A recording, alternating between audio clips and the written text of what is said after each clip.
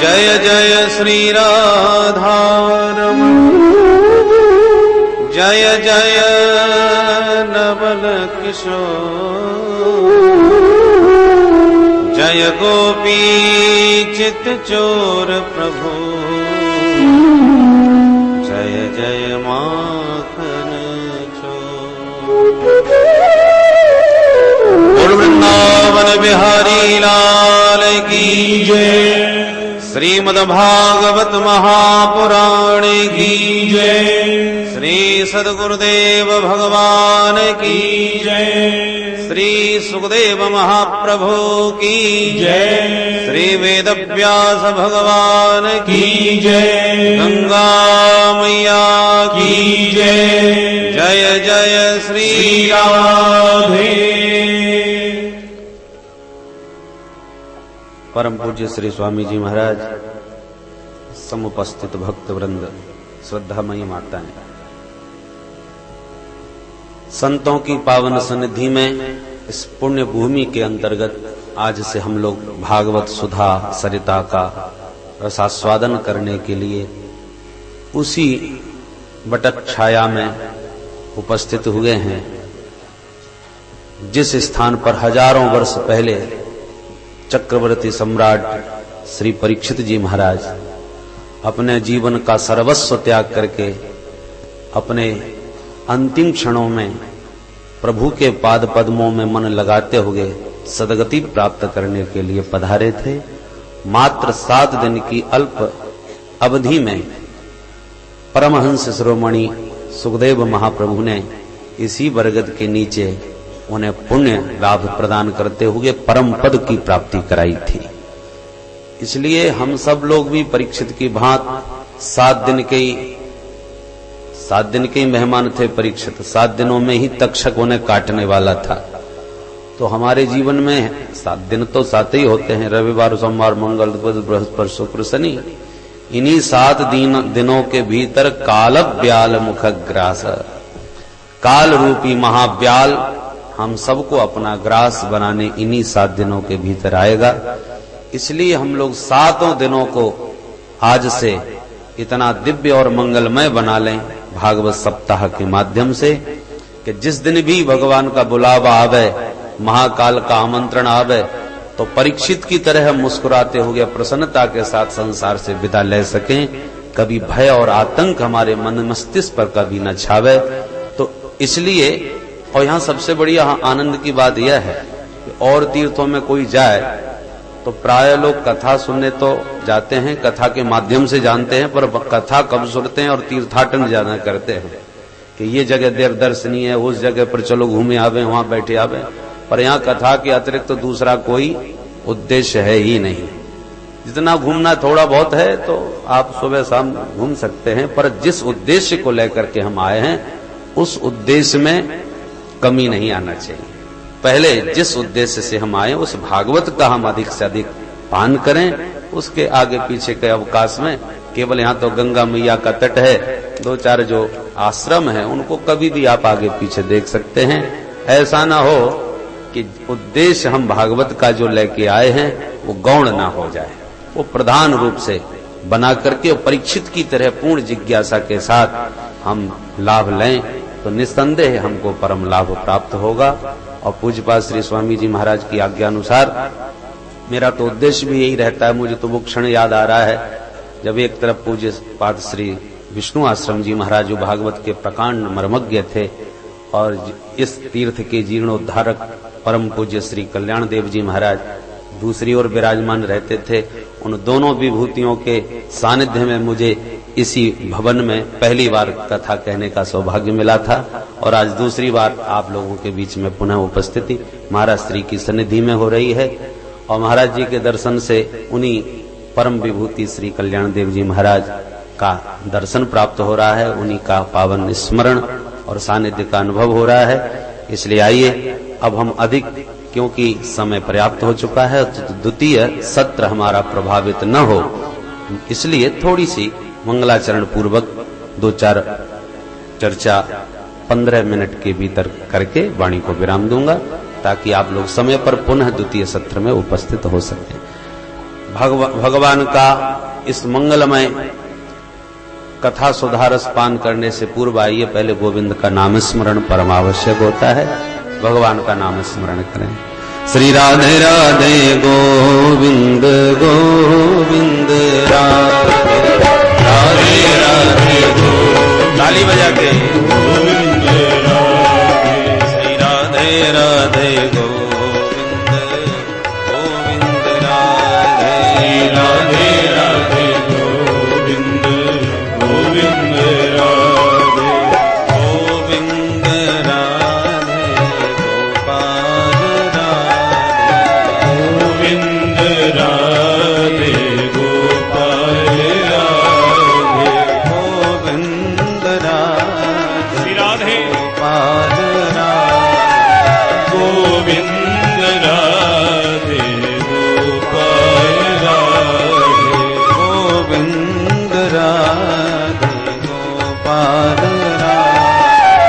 गोविंद राधे गोपाल राधे गोविंद राधे गोपाल राधे राधे राधे गोविंद गोविंद राधे राधे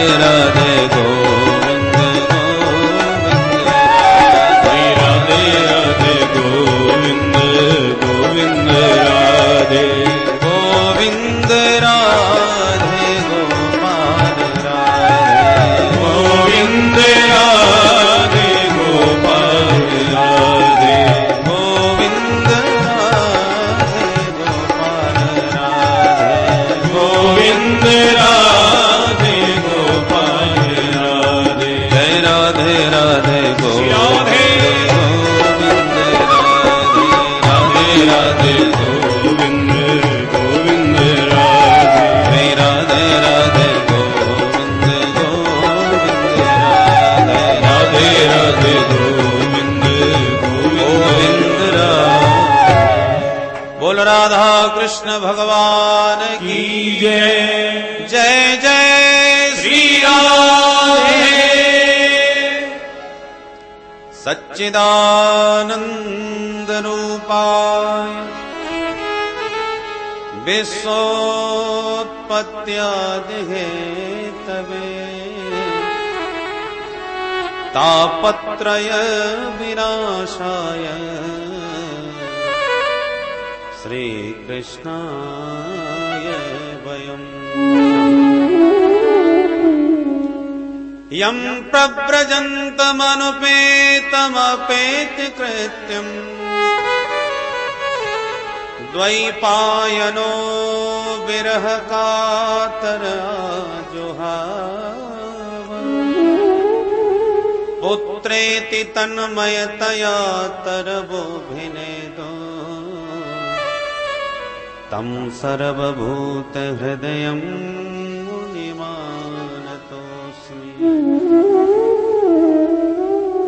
तं सर्वभूत हृदयं मुनिमानतोऽस्मि।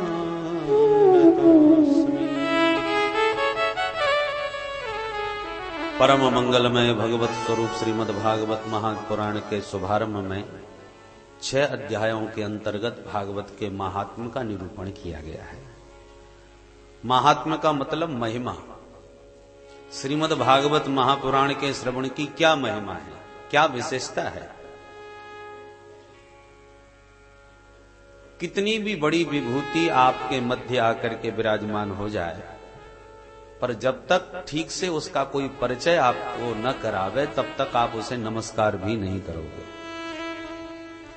जब उसकी विशेषताएं, उसकी योग्यताएं, उसके दिव्य गुण गणों का किसी ने हमको श्रवण कराया, उनका परिचय हमसे कराया, तब हमने श्रद्धा पूर्वक उन्हें नमस्कार किया। तो भागवत क्या है, इसको भागवत क्यों कहते हैं, इसको 7 दिन में ही क्यों सुनते हैं, ये परंपरा कब और कहां से कैसे प्रारंभ हुई, इन सब विषयों की चर्चा 6 अध्यायों के अंतर्गत व्यास जी ने सबसे पहले की। सच्चिदानंद भगवान जो सारे विश्व के उत्पन्न, पालन और संहार के हेतु हैं, जिन प्रभु की पावन चरण शरण ग्रहण करते ही जीव के समस्त संताप समाप्त हो जाते हैं, ऐसे प्रभु के पाद पद्मों में हम सब मिलके बारंबार प्रणाम करते हैं। परमहंस शिरोमणि महाप्रभु श्री सुखदेव जी के श्री चरणों में प्रणाम करते हुए, इस भूमि को नमन करते हुए, नैमिषारण्य की पावन भूमि में ये मंगलमयी कथा सूत जी के माध्यम से सौनकादि ऋषियों को श्रवण कराई गई। श्रीमद् भागवत महापुराण की रचना बद्री विशाल में, श्री बद्री नारायण धाम में, बद्रीनाथ से थोड़ा सा और ऊपर एक माना गांव मिलता है, भारत सीमा का अंतिम गांव। उस सीमांत गांव माना में आज भी व्यास जी महाराज की गुफा बनी हुई है, जिसका प्राचीन नाम है सम्यप्रास। वर्तमान में उसे व्यास गुफा कहते हैं। वेदव्यास जी महाराज ने इस पावन ग्रंथ की रचना उसी पावन भूमि में की। सूत जी महाराज ने 88,000 सौनकादि ऋषियों को नैमिषारण्य में ये पावन कथा सुनाई, और सुखदेव महाप्रभु ने राजा परीक्षित को इसी पावन भूमि में, इसी बरगद के नीचे बैठ करके 7 दिन में इसका श्रवण कराया। भागवत का अर्थ क्या है? भगवता प्रोक्तम भागवतम। भगवत नाम भगवान का, और भगवान की वाणी से जो प्रकट हुआ उसका नाम भागवत। भगवता प्रोक्तम भागवतम। भगवान ने स्वयं अपनी वाणी से जिसका वर्णन किया उसका नाम भागवत। भगवान ने कब वर्णन किया? सृष्टि के आदि में सर्वप्रथम श्री हरि नारायण ने मात्र 4 श्लोकों के माध्यम से, चतुश्लोकी भागवत के माध्यम से बीज रूप में ये दिव्य ग्रंथ श्री ब्रह्मा जी को प्रदान किया। बीज छोटा सा होता है और वही पल्लवित होकर के विशाल वृक्ष बन के खड़ा हो जाता है। तो बीज रूप में नारायण प्रभु ने ब्रह्मा जी को ये कथा सुनाई, चतुश्लोकी भागवत, और उसी ज्ञान को आत्मसात करके ब्रह्मा जी ने सारे संसार का सृजन किया। ब्रह्मा जी ने अपने प्रिय पुत्र नारद जी को प्रदान किया। फिर नारद जी ने खिन्न मना बैठे हुए व्यास जी को श्रवण कराया। तब व्यास जी महाराज ने इसका 18,000 श्लोकों में विस्तार करके अपने प्रिय पुत्र को ही परम पात्र मान करके सुखदेव महाप्रभु को प्रदान किया। सुखदेव जी इस रस में ओतप्रोत हो गए, आनंद विभोर भ्रमण कर रहे थे, तो परीक्षित महाराज इसी बरगद के नीचे आपात ग्रसित होकर के बैठे थे। भृगवादी ऋषि हजारों की संख्या में उन्हें घेर करके बैठे थे। संकट था कि 7 दिन के अंदर परीक्षित जो चक्रवर्ती सम्राट हैं उन्हें मरने का शाप लगा है, कैसे कल्याण हो। तब महाप्रभु सुखदेव जी ने आकर के अवसर पाकर यही कथा 7 दिन में परीक्षित को श्रवण कराई। ये परंपरा है भागवत की। सूत जी महाराज सौनकादियों को नैमिषारण्य में ये मंगलमयी कथा सुना रहे हैं। सौनक जी बड़े प्रबुद्ध श्रोता हैं। कथामृत रसास्वाद कौशलः शौनको ब्रवीत। सौनक जी महाराज कथा रस पान करने में बड़े पटु हैं। और कथा श्रवण की पटुता क्या है, कुशलता क्या है, विशेषता क्या है? श्रोता कितना भी प्रकांड विद्वान हो, कितना भी बुद्धिमान हो, परंतु जब श्रवण करने बैठे तो अनभिज्ञ बन के बैठे, अल्पज्ञ बन के बैठे, अबोध बन के बैठे। क्योंकि अज्ञानी बन के बैठेगा तो कुछ पाएगा, और ज्ञानी मान के बैठेगा तो व्यास जी की नापतोल ज्यादा करेगा। बोलो राधे राधे। राधे राधे। पाएगा कम और नापतोल में ही ज्यादा लगा रहेगा। श्री सौनक जी महाराज परम विद्वान और सूत जी महाराज से वयोवृद्ध भी हैं, पर सूत जी व्यासपीठ पर बैठे हैं तो सौनक जी उन्हें प्रणाम करते हैं, और प्रणाम करते हुए कितने नम्रता भरे वचनों से प्रार्थना करते हैं। अज्ञान ध्वांत विध्वंस कोटि सूर्य समप्रभ सोताख्याहि कथा सारम मम कर्ण रसायनम। हे सूत जी महाराज, हम लोगों का हृदय घोर अज्ञान के अंधकार में भरा हुआ है, और आपके पास जो ज्ञान का भंडार है वो करोड़ों सूर्य के समान है। भुवन भास्कर का उदय होते ही जैसे संसार का अंधकार नष्ट हो जाता है, ऐसे ही आप अपने ज्ञान का वह भास्कर उदय कीजिए, ताकि हमारे भीतर के अज्ञान तिमिर को वह ध्वस्त कर दे। सूर्य भगवान तो बाहर के अंधकार को दूर करते हैं, पर संतों के वचन कर्णपुटों से भीतर जाकर के जीव के हृदयगत अंधकार को नष्ट करते हैं। इसलिए भगवान कृपा करके बतावें कि संत जन ऐसा क्या करते हैं जिनके करने से उनके भीतर भक्ति ज्ञान वैराग्य की वृद्धि हो। हमें भी कोई उपाय बतावे, हमारे भीतर भी भक्ति ज्ञान वैराग्य और विवेक उत्तरोत्तर बढ़े, ऐसा कोई उपाय बतावे। देखिए महाराज, कलियुग कलिकाल में कठिन काम कोई नहीं कर सकता। सरलता से जो हो जाए वो तो संभव है, कठिन काम कोई करने वाला नहीं है। इसलिए भगवत प्राप्ति का सरल से सरल साधन आप जो समझते हो वो बतावे। कृष्ण प्राप्ति करम सस्वत साधनम तद बदाधुना। बोलो राधे राधे। कथा के बीच में बोलते रहिए, क्योंकि कथा में दो विघ्न बहुत आते हैं। कौन कौन? कथा सुनते सुनते कब निद्रा देवी आंखों में विराजमान हो जाए पता नहीं चलता, 1 मिनट में खर्राटे बज जाते हैं। और दूसरा विघ्न है मनी राम जी का। कथा सुनते सुनते मनी राम जी कब दुकान का हिसाब करने चले जाएं या कहां घूमने निकल जाए कोई पता नहीं। तो मन गया तो कथा गई, और निद्रा देवी आ गई तो कथा गई। तो निद्रा आने ना पाए और मन कहीं जाने ना पाए, इन दोनों का एक ही उपाय, और वो है राधे राधे। राधे राधे जोर से बोलते ही इधर उधर की उधर उर्धेर में मन लगाओ तो तुरंत सावधान हो जाएगा, और निद्रा देवी अपना आसन जमाने की चेष्टा कर रही हो तो तुरंत भाग जाएंगे। इसलिए प्यार से बोलिए राधे राधे। सूत जी महाराज से अति विनम्र भाव से जब सौनक जी ने प्रार्थना करी और कहा, भगवान आप गुरु कृपा पात्र है। संसार में 2 वस्तु बड़ी दुर्लभ है, एक तो चिंतामणि और एक कल्प वृक्ष। चिंतामणि के बारे में ऐसी प्रसिद्धि है कि उस मणि को सन्मुख रख के आप संसार की जो वस्तु स्मरण करोगे वही सामने प्रकट हो जाएगी। संसार की सारी वस्तु देने में समर्थ है चिंतामणि, चिंतित वस्तु को देने वाले। और दूसरा है कल्प वृक्ष, जो स्वर्ग में रहता है, समुद्र मंथन से प्रकट हुआ।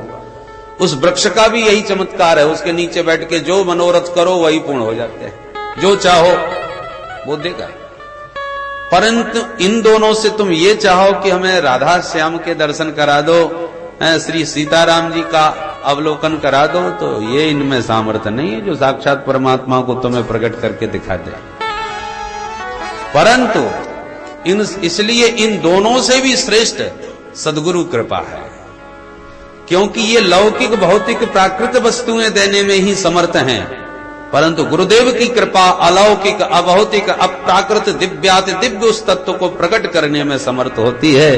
इसलिए चिंतामणि और कल्प वृक्ष से भी श्रेष्ठ संत कृपा होती है, जिसके लिए कुछ भी देना असंभव नहीं है। चिंतामणिर्लोक सुखम सुरद्रुहो स्वर्ग संपदम प्रयक्षति गुरु प्रीतो वैकुंठम योगी दुर्लभम। बड़े बड़े अमलात्मा विमलात्मा महात्मा योगी निर्मुनीन्द्र संत सन्यासियों के लिए भी जो दुर्लभ है वही परम तत्व गुरु कृपा से बड़ी सरलता से प्राप्त हो सकता है। इसलिए गुरु कृपा सर्वोपरि। ऐसे गुरु कृपा के पात्र हैं श्री सूत जी महाराज आप, अतः वो प्रसाद थोड़ा सा हम महात्माओं को भी प्राप्त हो जाए। सौनक जी बड़े प्रसन्न हो गए, श्री सूत जी बड़े प्रसन्न हो गए सौनक जी के वचनों से, और बोले महात्माओं तुम्हारे मन में मेरे प्रति इतना प्रेम और इतनी श्रद्धा है तो सर्व सिद्धांत निष्पन्नम संसार भयनाशनम, संसार के भय को नष्ट करने वाले सार सर्वस्व मैं तुम्हें आज भागवत सुधारस पान कराऊंगा। बोलो राधे राधे। राधे राधे। संसार भय नाशनम। इसका नाम संसार क्यों? संसरतीति संसार, जो प्रतिक्षण सरकता रहे, परिवर्तित होता रहे, उसका नाम संसार। प्रतिक्षण बदल रहा है, खिसक रहा है, सरक रहा है, और हम चाहते हैं ये ऐसा ही बना रहे। जिंदगी भर यही तो हमको कष्ट उठाना पड़ता है। हम जैसा चाहते हैं वैसा होता नहीं। हम चाह रहे हैं कि सदा जवान बने रहें, और धीरे धीरे सरकते सरकते कब बुढ़े हो जाते हैं पता ही नहीं चलता। हम चाहते हैं हमारा पूरा परिवार हरा भरा ऐसे ही बना रहे, पर कब किस वक्त कौन लुढ़क जाए पता नहीं। इसलिए संसार शब्द का अर्थ ही यही है, संसरती, कि प्रतिक्षण सरक रहा है, तुम्हारे हाथ से छूट रहा है, तुम पकड़ना भी चाह रहे हो कि हमेशा बना रहे एक रस, वो एक रस नहीं रहता। 50 साल पीछे चिंतन करके देखो क्या था, आज क्या है, और 50 साल क्या छोड़ो, 5 साल के बाद की सोच के देख लो, सब कुछ बदल जाता है। आप भी बदल गए, सब कुछ बदल गया, और ऐसी बदलते बदलते सब काल के गाल में चले जा रहे हैं, नए नए आते जा रहे हैं, पुराने जाते जा रहे हैं। इसलिए इसका नाम है संसार। तो संसार भय नाशनम। संसार में सबसे बड़ा भय काय का है? मृत्यु का। हर व्यक्ति मरने के नाम से डरता है, घबराता है, मैं मर ना जाऊं, और नाम ही है इसका मृत्युलोक। इस मृत्युलोक में मरना सबको पड़ता है, और मरना कोई चाहता नहीं। तो जब मरना सुनिश्चित है और मरना हम चाहते नहीं, तो यही उधेड़ बुन में सबसे बड़ा आतंक मन पर बना रहता है, मर ना जाए। तो मृत्यु को मंगलमय बनाने वाला ये दिव्य ग्रंथ है श्रीमद् भागवत, जो तुम्हारी वास्तविक पहचान करा दे, मृत्यु का रहस्य तुम्हें समझा दे। मृत्यु से डर तभी तक लगता है जब तक मृत्यु को ठीक से समझा नहीं। मृत्यु को जो ठीक से जान लेता है, उसके लिए मृत्यु मंगल महोत्सव बन जाती है, वो फिर मृत्यु से डरता नहीं। बोलो राधे राधे। पुलिस वाले से कब तक डर लग रहा है? जब तक जान पहचान नहीं, और जब खूब अच्छी तरह उसको जान जाओ और उससे घनिष्ठता हो जाए, खूब अच्छा परिचय हो जाए, तो फिर थोड़ी डर लगेगा। अथवा पुलिस वाला वर्दी में ना हो, किसी साधारण वेश में आ जाए तो भी डर नहीं लगेगा। होगा, हम जानते ही नहीं कि पुलिस वाला है, तो हम क्यों डरेंगे? तो उसी प्रकार मृत्यु के बारे में जो बिल्कुल नहीं जानते, वो भी मृत्यु से नहीं डरते। उन्हें सोचना ही नहीं है कि मृत्यु क्या है। जो बिल्कुल ना जाने वो भी नहीं डरता, और जो मृत्यु के रहस्य को ठीक से जान जाता है वो भी नहीं डरता। तो मृत्यु को न जानना ये तो ठीक नहीं। जानो, जानो, समझो, और उसके वास्तविक रहस्य को जब जाने जाओगे तो मृत्यु का भय तुम्हारे मन मस्तिष्क से निकल जाएगा। और वही भय परीक्षित के मन से इसी भागवत संहिता के द्वारा 7 दिन में सुखदेव जी ने निकाल दिया। 7 दिन में इसी भागवता अमृत का पान करके परीक्षित कह उठे, सिद्धोस्मि अनुग्रहीतोस्मि। आपके वचनों ने मुझे मेरा स्वरूप परिचय करा दिया भगवान, इसलिए मैं अब आपके चरणों से कृतार्थ हो गया, आपके वचनों से कृतार्थ हो गया। अब लाखों तक्षक आके मुझे काटें, पर मैं कभी मरने वाला नहीं, उस अविनाशी मैं का आपने मुझे बोध करा दिया। यही भागवत का मुख्य स्वरूप है, मुख्य उद्देश्य है। और उसी उद्देश्य को हम तब प्राप्त कर पाएंगे, तब उसमें सफल हो पाएंगे, जब परीक्षित की तरह ये जानने के लिए कि हम क्या हैं और वास्तव में हमारा कल्याण कैसे होगा, उसी लगन और निष्ठा के साथ हम बैठे, तो निस्संदेह भागवत का वह रस आज भी हमारे जीवन के कल्याण मार्ग को पुष्ट करेगा, इसमें तनिक भी संदेह नहीं।